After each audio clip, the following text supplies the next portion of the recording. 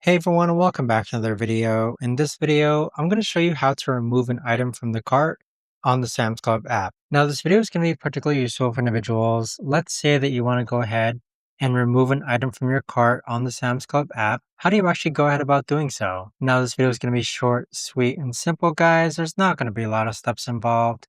Now, in order to do this, what you're first going to do is log on to the Sam's Club app. Next, click on your cart on the top right hand corner. Then on this page here, you want to go ahead and click on the three dots next to the item that you want to go ahead and remove. Next, click on remove, and there you have it. So once again, it's just clicking on the three dots, or additionally, you can click on the minus sign next to the number, and that'll go ahead and remove it as well. But that right there, guys, is the best and easiest way that I know of to actually go ahead and remove items from your cart on the Sam's Club app. If you guys know of a better, easier way to actually do this, let me know in the comments down below. I would love to know. Thanks so much for watching, everyone, and I'll see you guys all in the next video.